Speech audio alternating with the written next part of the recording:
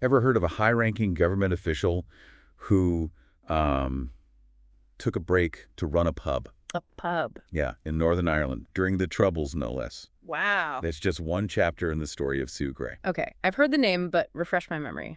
Who is she again? Well, she embodies the phrase quietly powerful. We're going deep on Sue Gray, how she became such a force in British politics and, her career. It's anything but ordinary. Right, I'm with you. What is it about her? She's everywhere, but also, nowhere. Exactly. That's what's captivating about Sue Gray. She's incredibly influential, yet intentionally private. So she avoids the spotlight, but still shapes major events from the shadows. Interesting. Okay, so rewind to her early days with me. Born in London to Irish immigrants. Pretty, typical state school upbringing. And then she goes into the civil service at a young age. Okay, sounds pretty standard so far. It does, right? But then, instead of climbing the career ladder, she decides to run a pub called The Cove in Newry, Northern Ireland. Hold on. Not just any pub, right? This is the 1980s, during the Troubles.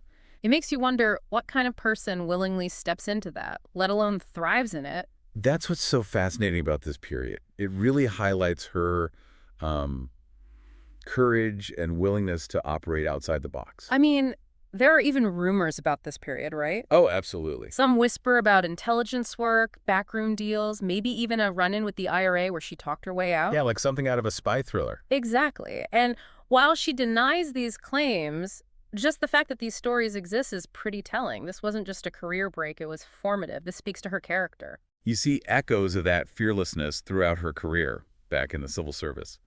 So she returns to London in the late 80s and steadily rises, working across various departments: health, transport, work, and pensions.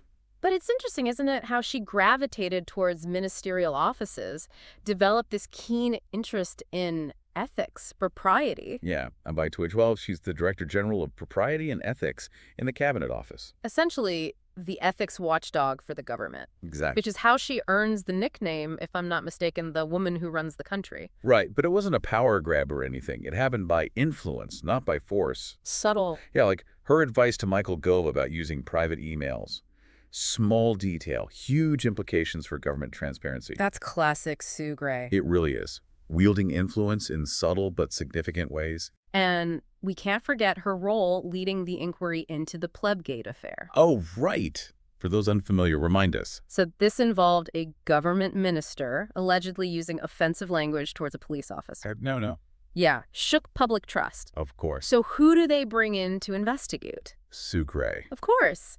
It seems every time a scandal or controversy erupted, she was brought in to investigate. Not in the headlines, but shaping the narrative behind the scenes. The ultimate fixer. Exactly. Take the Damian Green inquiry, for example. Serious allegations of sexual harassment against a senior conservative politician. Wow. High stakes. Her investigations weren't just about uncovering the truth, but maintaining public trust in government. Known for her fairness, thoroughness, and her ability to just cut through all the political spin. She was the person you called when you absolutely needed discretion and results, no matter how sensitive. And that reputation is precisely what propelled her into the spotlight when the Partygate scandal broke. Partygate, that was explosive. It really was. Dominated headlines for months. For those who need a refresher, it involved these allegations of parties and gatherings at 10 Downing Street. The Prime Minister's residence. Right, and this is all happening while the UK is under strict COVID lockdown. Talk about a scandal that shook public trust. Understatement. And who better to navigate those murky waters than Sue Gray? She was tasked with investigating these allegations, which, let's be real, had the potential to topple the government. Imagine the pressure. Everyone was on edge waiting for those findings. I bet. And she didn't disappoint. Those initial findings, published in January 2022. It's pretty damning. Called out failures of leadership and judgment. Highlighted this culture that allowed these gatherings to occur. Essentially saying there was a breakdown of ethics at the highest levels. It's one thing to suspect something's wrong, but to have someone like Sue Gray confirm it? Game changer. Totally. And then her final report, released a few months later, just solidified what many suspected. There was a systemic problem. This wasn't just a few bad apples. And let's not forget the fallout. Boris Johnson resigned as prime minister shortly after that final report. Now that's influence. Yeah. Quietly, methodically, she held the highest office in the land accountable. You'd think after a career-defining moment like that, she might, I don't know, step back, enjoy it. Right. But then she makes a move that throws everyone for a loop. Was that? She resigns from the civil service and takes a job with, wait for it, the Labor Party. Wow. Seismic shift. It's like the referee suddenly joining one of the teams. It really was. Some people applauded her willingness to serve, but others, they questioned her impartiality, especially given her role in Partygate. It was a bold move. And the controversy didn't end there. There was a cabinet office inquiry. Found she'd breached the civil service code by engaging in job discussions with labor while still employed by the government. Didn't slow her down, though, did it? Not at all.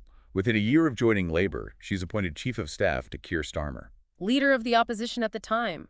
Talk about a meteoric rise. From investigating the government to practically running it, like in the blink of an eye. And then, after Labor's victory in the 2024 election, she follows Starmer to Downing Street. Becomes his Downing Street chief of staff. Wild. Almost as if those years operating in the shadows were a training ground for this very public role. It was an unprecedented ascent, and, it sparked further intrigue. Whispers of a different side to Sue Gray started to surface. Oh, like what?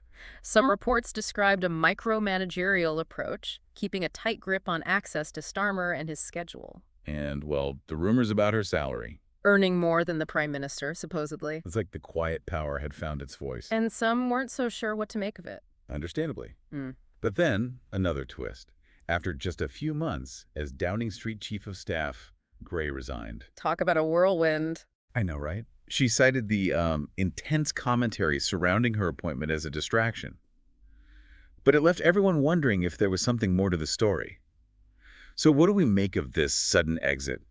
Too much scrutiny even for someone who had, navigated the political minefield for decades. That's the million-pound question, right? I mean, on the one hand, Sue Gray, the ultimate political insider, unfazed by pressure, right? And then this almost Shakespearean turn. A fall from grace, fueled by the very forces she seemed to understand. It's like she was suddenly operating without that cloak of invisibility, Exactly. And maybe that's the most revealing part of this whole story. It's not just about Sue Gray's, rise and fall, but about the nature of power itself. Ooh, I like that. How much can one person control, even with years of experience, when the spotlight's so intense, when it's so unforgiving? It reminds me of that quote from Oliver Letwin about her. Unless she agrees, things just don't happen.